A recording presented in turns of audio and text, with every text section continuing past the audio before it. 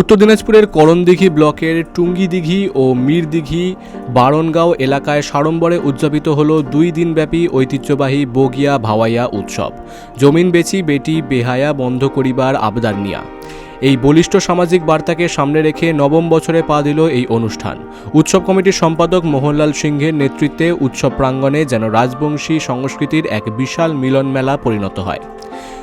উৎসবের মূল আকর্ষণ ছিল রাজবংশী ভাষায় সুরেলা ভাওয়াইয়া গান এবং ঢোল কাসরের তালে ঐতিহ্যবাহী নৃত্য, যা দর্শকদের শিকড়ের স্মৃতি মনে করিয়ে দেয়।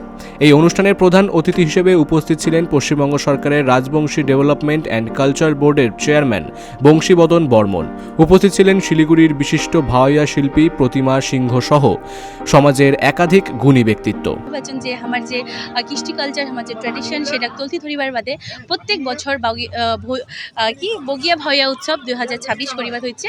আর এখানে অনেক ধরনের প্রদর্শন থাকিবে আমার কৃষ্টি কালচারের যত কিছু, যেমন ফ্যাশন থেকে শুরু করে আমার গান বাজনা, আমার খাওয়া খাদ্য থেকে শুরু করে সব কিছু এটা তুলতি ধরিবে।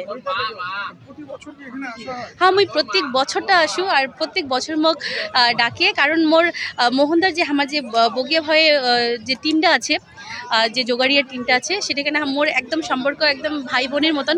আর প্রত্যেক বছর মোক নিজের ঘরের, যেহেতু আমার বইনি হয়ে গেছে, তো প্রত্যেক বছর ডাকে। আর আমি প্রত্যেক বছর আসু বিশেষ করে বগিয়া খাওয়ার জন্য।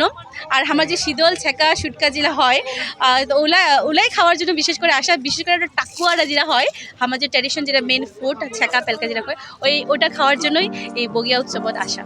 সাংস্কৃতিক বিনোদনের পাশাপাশি এই মঞ্চ থেকে বাল্যবিবাহ রোধ, নারী শিক্ষা প্রসার এবং পৈতৃক জমি রক্ষা করার জোরালো আবেদন জানানো হয়। বিশেষ করে কন্যা সন্তানের বিয়ের খরচের জন্য জমি বিক্রি না করে তাদের শিক্ষিত ও আত্মনির্ভর করার বার্তা সমাজ সংস্কারের এক নতুন দিশা দেখাবে, এমনটাই জানানো হয়। সম্পাদক মোহনলাল সিংহের মতে এই উৎসব কেবল গান বাজনা নয়, বরং সমাজকে কুসংস্কার মুক্ত করার এক আন্দোলন। 9 বছর কিয়া বগিয়া ভাওয়াইয়া উৎসব উদ্দেশ্য যে রাজবংশী ভাষা, কৃষ্টি, সংস্কৃতি এবং আমাদের রাজবংশী যে ট্রেডিশনাল খাদ্য খাবারের সম্ভার এবং আমাদের ট্রেডিশনাল ড্রেস, মোট কথা রাজবংশীদের যে কৃষ্টি, সংস্কৃতি, ভাষা, সাহিত্য, এই নিয়ে এটা আমাদের রাজবংশীদের এটা নতুন প্রজন্মের কাছে তুলে ধরার জন্য এই অনুষ্ঠান। আসলে এটা আধুনিকতার যে ছোঁয়া, পাশ্চাত্য জগতের যে মিশ্র সংস্কৃতির যে প্রভাব, এটা আমাদের রাজবংশী সমাজেও পড়েছে। তাতে আমাদের যে নিজস্ব কৃষ্টি, সংস্কৃতি এবং আমাদের ভাষা, আমাদের পরম্পরা, সব কিছু আস্তে আস্তে কিন্তু নব প্রজন্ম ভুলে যেতে বসেছে।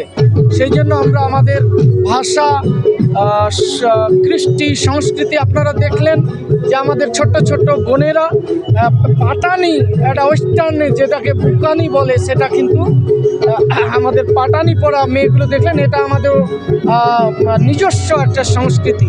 টুঙ্গিদিঘির এই উৎসব রাজবংশী সমাজের ঐক্য ও আত্মপরিচয়ের শক্তিশালী বার্তা হয়েই ছড়িয়ে পড়েছে গোটা জেলায়।